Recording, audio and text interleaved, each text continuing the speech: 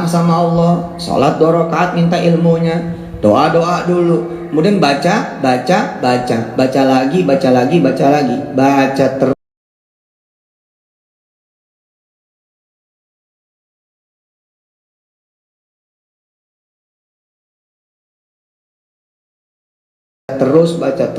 terus, berulang dan berulang, catat ini itu dicatat, tak dikasih pemahaman itu sama Allah. Nggak ada alasan. Nggak bisa beli Quran, handphone punya, download aja gratis. Sehingga ngaji bisa pakai rasa. Wa auhayna ila ummi Musa an ardi'i. Kalau pakai rasa bisa nangis ini orang baca. Dia tahu ini harta paling berharga, diminta sama Fir'aun atau diminta sama Allah. Kasih ke Fir'aun atau kasih ke Allah. Kalau kasih ke Fir'aun hilang nih, tapi kalau kasih ke Allah balik nih. Nah, karena ngajinya pakai rasa, ayat ini menjadi ayat salah satu basic sedekahnya Yusuf Mansur. Dari mana coba ngitung? Coba baca ayat itu, buka Quran. Kok bisa ayat ini menjadi basic, pondasi dasar ilmu sedekah? Dari mana judulnya?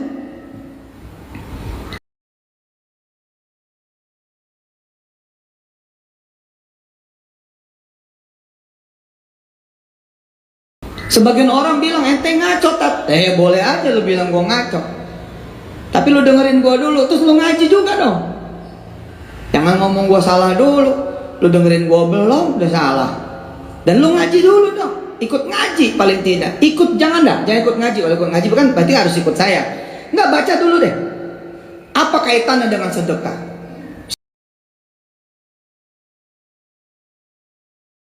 Saya dalam tanda petik gitu ya, mengambil hikmah adalah apa yang harta paling berharga buat Anda semua. Jangan kira orang tidak memperebutkan harta itu. Apa pekerjaan yang paling berharga buat saudara? Apa proyek saudara? Apa usaha saudara? Saudara tahu yang menjadi Fir'aun di sekeliling Anda itu banyak, dalam artinya ngincer itu banyak. Mau diambil sama mereka kah, kata Allah, atau kasih aku? Selesai.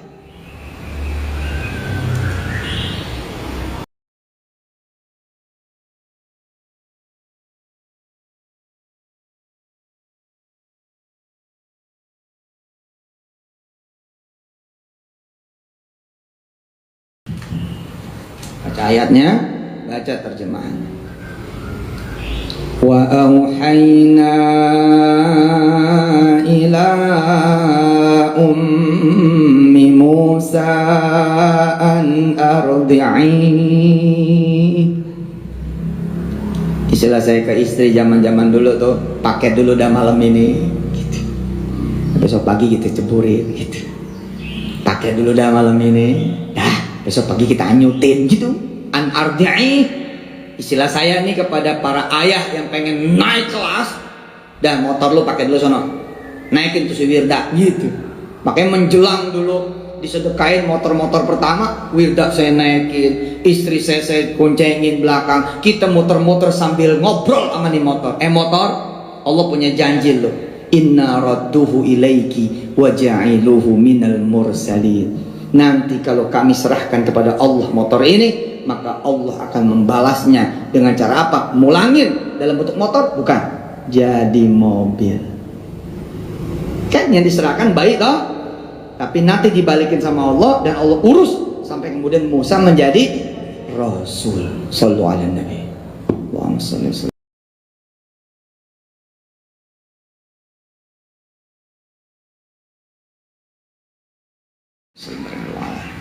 Nah, kok bisa cara bacanya kayak begitu?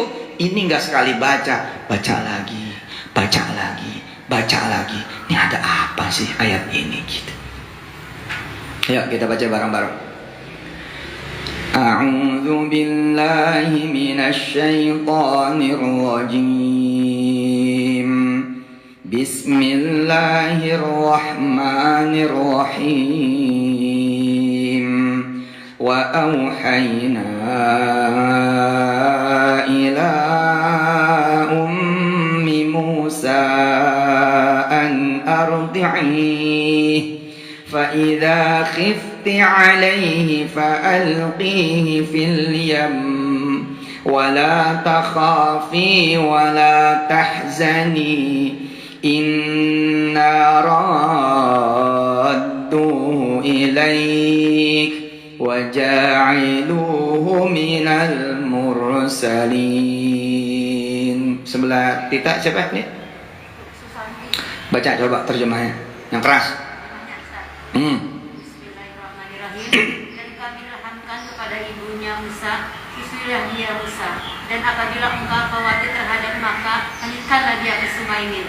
Dan janganlah engkau takut dan jangan pula bersedih hati. Sesungguhnya kami akan mengembalikannya kepadamu dan menjadikannya salah seorang rasul. Dulu saya sama istri nidurin duit 2 miliar. Dulu saya sama istri nidurin duit 2 miliar. Plok plok plok 2 miliar. Saya berdoa di depan Ka'bah sama istri, mainnya kok nggak cair-cair gitu ya. Kok nggak cair-cair. Yuk kita berangkat ke Mekah. Kita minta satu dengan doa yang bulat, pulang cair. Tapi kita bilang sama Allah, begitu cair kita mau anyutin itu duit. Begitu itu cair, kita mau geser aja udah. Aku mau jadi orang kaya, 2 miliar kurang. Gitu. Tahun berapa itu? 2006. Dan lihat Allah mengembalikan jadi apa? Jadi kerajaan, bos. Jadi Darul Quran, ribuan orang kerja. Dulu kita sepi, hidup berdua doang. Ya udah ada santri sih waktu itu. Tapi ya santri semeter 8 orang. Dan untuk membuktikan bahwa kita emang mau nganyutin di duit, tidak diketapang, tapi dipulak santri. Geser aja udah. Fa'alqihi fil yammi. Udah. Istri saya sampai nulis tuh di buku diari beliau. Ya Allah, dapat di 2 miliar, segram emas pun gak beli. Tuh, orang masih hidup. Dan saya baru baca tulisan itu sekian waktu kemudian, air mata netes. Terus saya bilang sama istri, jangankan emas cuma 1 batang doang cuma 1 cincin, besok ntar gunung emas kita beli. Iya benar, alhamdulillah belum punya sekarang. Apa yang Allah berikan kan lebih dari itu. Janji Allah tuh lihat, inna radduhu ilaiki. Ummu Musa, jangan kau khawatir, serahkan Musa kecilmu padaku, nanti aku akan kembalikan padamu dalam keadaan apa? Waja'iluhu minal mursalin. Saya bawa juga kemana ini? Saya bawa kepada anak-anak pesantren. Bu, ini sungai Nil, ibu bapak semua. Ayah bunda, pesantren ini adalah sungai Nil, ayah bunda semua. Disinilah Musa-Musa kecil Anda semua kita serahkan kepada Allah Jalla Jalaluhu. Wah, orang tua nangis itu. Ya Allah Ustaz, benar. Nabi Musa mah gak dilihat lagi sama ibunya Musa. Begitu nganyutin, siapa yang tahu? Itu cuma jaminan dari Allah. Kalau nggak kurang-kurang iman, mana bisa? Lah kalau ayah bunda mah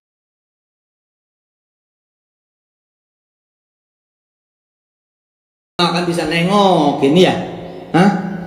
Emang bulan-bulan pertama mah 3 bulan dah gitu. Tapi habis itu kan bisa seminggu, bisa sebulan, sak bosennya. Sama nggak? Uratnya sama nggak? Susanti bisa merasa bahwa oh bisa dibawa ke situ ya? Yo bisa, bisa kemana aja.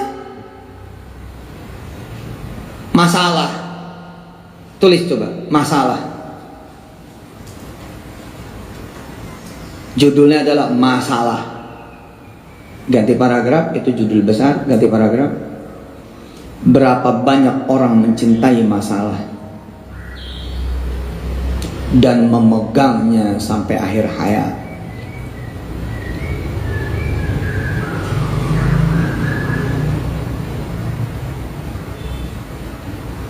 Dari mana ku tahu mereka mencintai masalah? mereka tidak pernah mau menghanyutkan masalah itu ke Nil.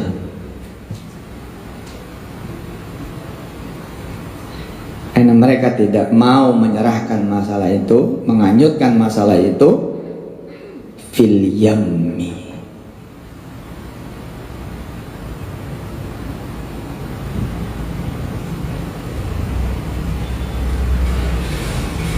Sampai sini paham nggak? Siapa yang mau jelasin? Sampai sini paham sebelum saya jelaskan? Judulnya masalah, tapi ini tadabbur nih, takdir Allah nih. Kita ternyata masih belum berangkat ke ayat 8, masih 7. Pada tadinya hari ini saya mau selesaikan 1 lembar, sampai nanti Allah membuktikan bahwa ayat 7 udah selesai ya. Yuk sekarang kita pindah ke cerita Musa.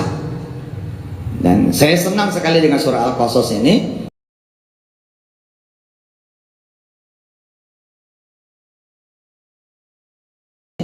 Karena tadi saya bilang, sebenarnya nih harusnya nama Al-Qasas ini Musa.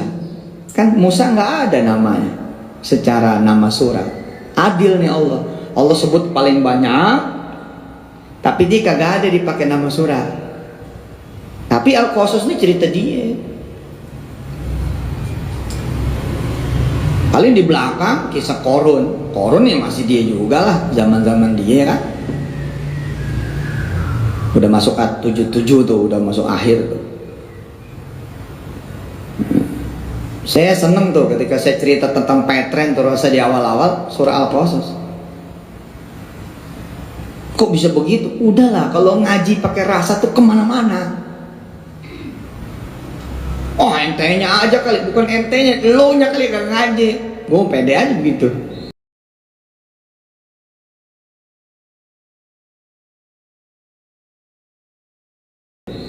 Kok bisa begitu Pak Ustadz? Ya, kan Musa ditanya sama Allah, itu apaan?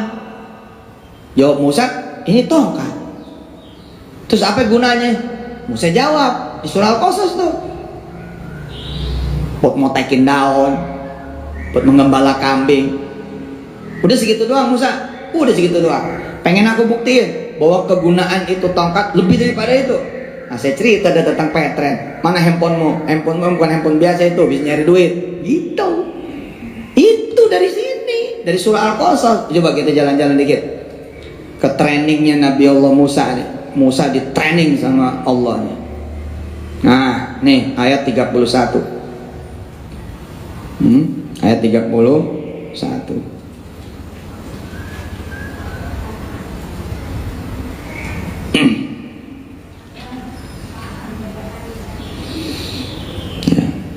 Udah? Baca coba bareng-bareng 1, 2, 3. Ayo. Waan. Terus.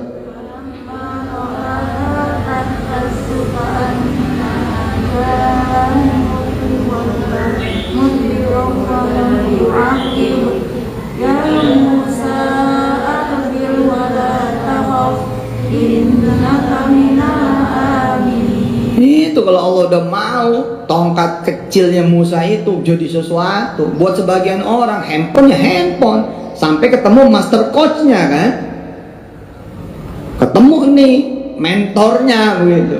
Terus bilang, lah kamu punya handphone bagus kok nggak nyari duit? Kamu bisa Pak Ustadz? Nggak bisa lah.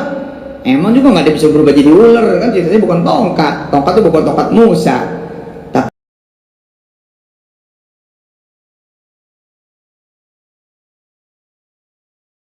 Tapi dari sini terkerangka itu kan tadi saya bilang tuh cerita Nabi Musa ada di sekian ratus tempat. Di Jujud tuh, Jujud telusuri, oh kesini. Tuh jadi Petren. Iya ya, bener juga ya. Berapa banyak orang lihat sampah gitu kan? Betul kan? Sampai kemudian orang itu dikasih mata yang berbeda. Begitu dikasih mata yang berbeda sama Allah, ada ilmu di sana. Ngelihat sampah jadi apa? Jadi uang. Musa nanti sama dengan orang kebanyakan, secara dia adalah manusia. Apa? Ya tongkat lah. Apa bedanya? Besok nih akudo, nih bukan sekedar akudo. Tapi begitu kita minum akudo ini, akan lahir penghafal-penghafal Al-Quran di seluruh Indonesia dan dunia. Kenapa? Karena minum ini kita dedikasikan kemudian perusahaan ini untuk kemudian salah satu yang membantu tahfiz Quran di Indonesia. Jadi beda, bos.